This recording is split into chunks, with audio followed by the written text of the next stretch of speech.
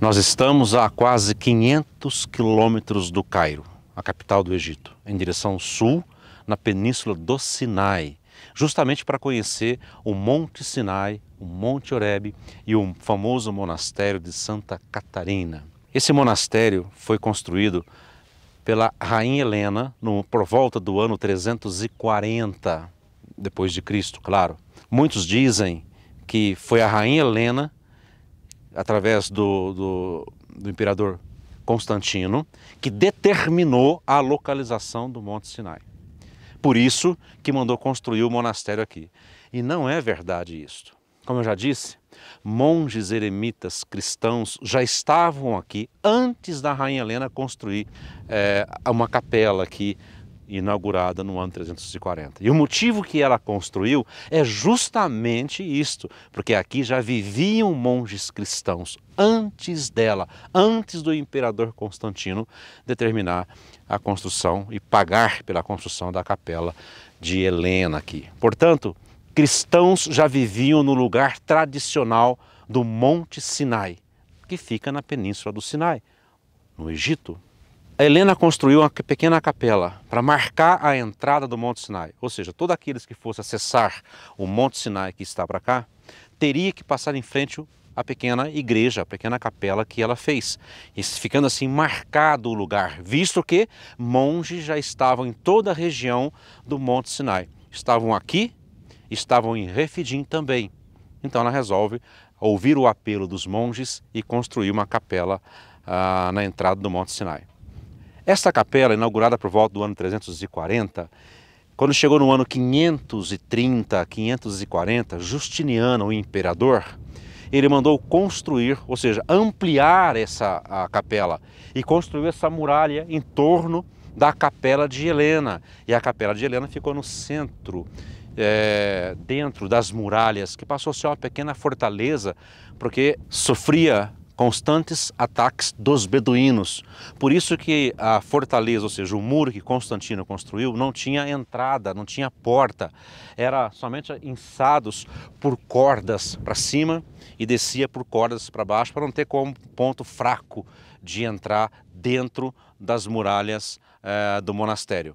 Pois bem, a igreja de Helena, ela existe até hoje, está bem no centro da construção. Significa que é o monastério mais antigo que tem na Terra e a menor diocese do mundo, porque são só eles. Não está ao controle da igreja romana, católica romana, e sim ao controle da igreja grega. Portanto, este monastério guarda no seu interior a capela de Helena. Tudo aqui é muito antigo, nada foi mexido. Lá dentro é tudo original, praticamente aí do ano 300, né? Aí dentro tem dois lugares muito importantes, além da capela de Helena. O Poço de Arão, poço de água que Moisés, quando veio para cá, encontrou o seu sogro Reu ou Jetro, e um pé de sarça enorme, que eu li no livro da Peregrina Etérea, quando esteve aqui no ano 380 e visitou a capela de Helena, e já naquela época, ela conta em seu livro que ela viu um pé de sarça, que os monges cuidavam muito desse pé de sarça. E por incrível que pareça, aqui nesse canto de cá do monastério, existe um pé de sarça enorme. Claro que eu não vou dizer aqui quem é o pé de sarça daquela época, mas está escrito no livro chamado Itinerário da Peregrina Etérea, que esteve aqui no ano 384. Né? Então, como eu já disse, aqui dá acesso ao Monte Sinai. Quem sobe o Monte Sinai não sobe durante o dia, porque o sol é impiedoso, sobem à noite.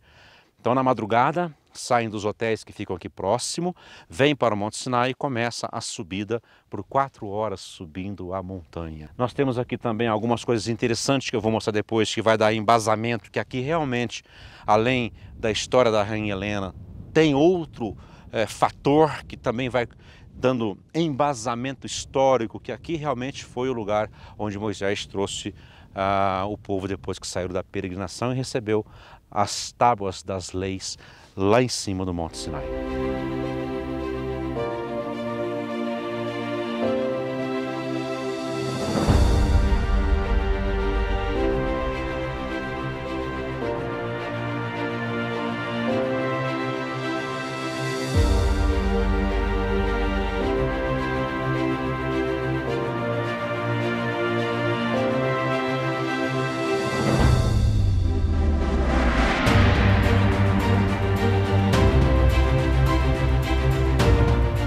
Aqui está o Monte Horebe, com aquela capela em cima. Esse monte ele foi descrito também na antiguidade por alguns viajantes, entre eles também a peregrina Etéria.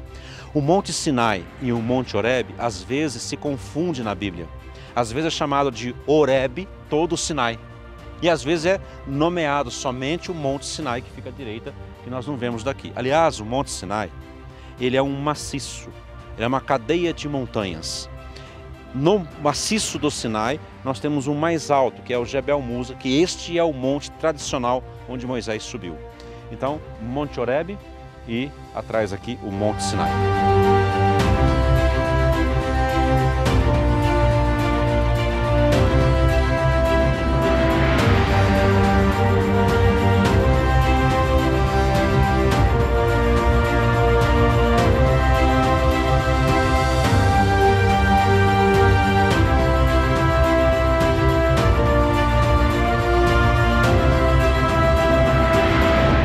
Bem, como a placa indica, nós estamos aqui na entrada do Monte Sinai.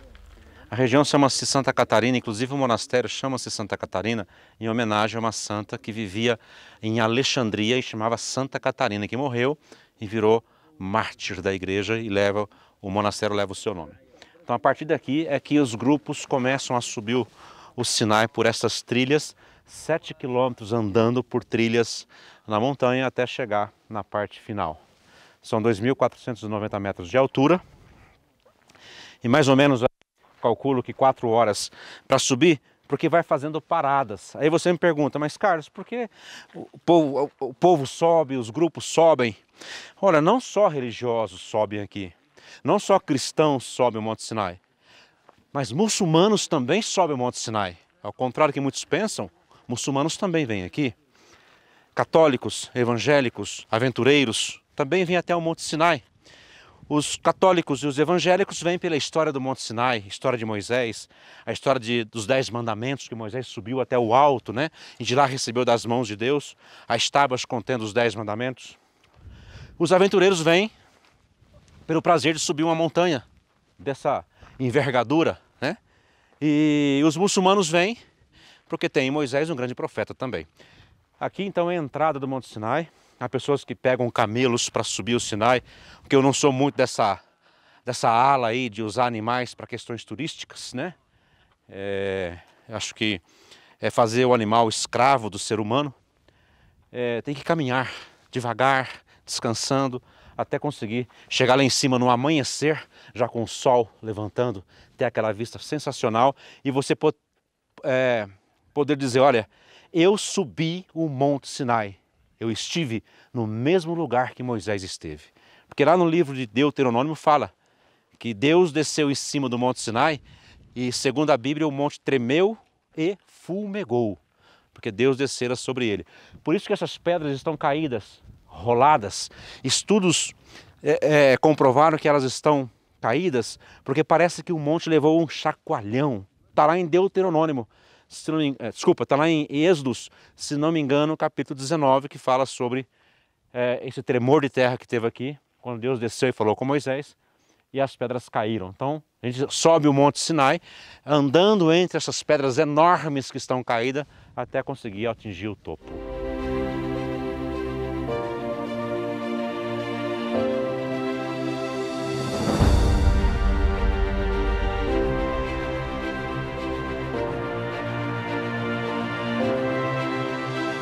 Eu quero convidar você a vir no Monte Sinai, a conhecer esse lugar épico, antigo, que tem uma história fantástica, a história de Deus, a história de Moisés, a história da criação do povo de Israel, porque aquele bando que saiu do Egito como escravo só foram estabelecidos como nação aqui. Portanto, venha com a Caprice, viaje com a Caprice para o Egito, venha conhecer o Monte Sinai. Tenha certeza que será a melhor viagem da sua vida.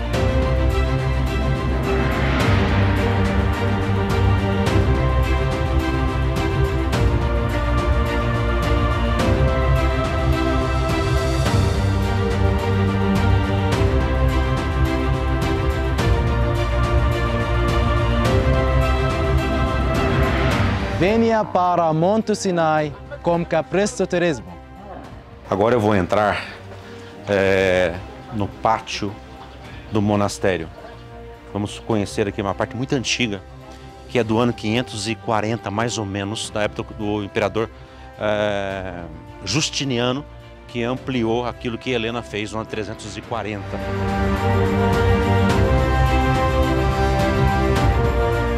E é muito legal você entrar num lugar deste e ver que realmente tudo é muito antigo. Não tem nada aqui que tem 1000 anos. Tudo aqui é do ano 540, o externo, e o interno, a capela principal, é do ano 340, por volta disso, construído pela rainha Helena. Não tinha porta quando Constantino ampliou, essa porta aqui não existia. Só existia essas caixas de madeira para içar as pessoas e materiais para cima, para dentro da fortaleza, que era uma fortaleza, né?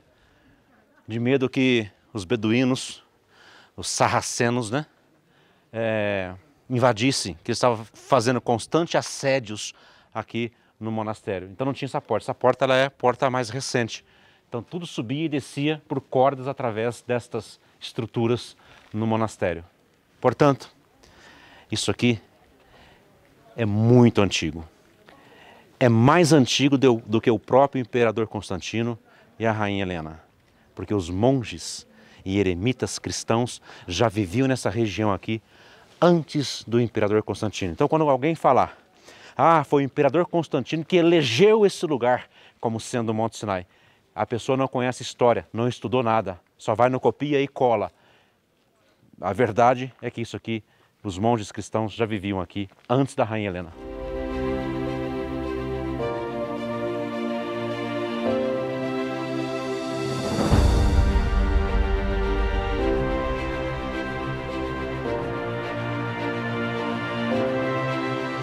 Eu queria muito mostrar para vocês lá dentro, mas decepção, está fechado. E lá dentro, o que nós iríamos ver? A capela de Helena, o poço de Arão, que tem água até hoje, cavado na rocha, e a suposta sarça, pé de sarça, que a peregrina Etéria já escreveu sobre ela no ano 380 depois de Cristo, mas infelizmente está fechado.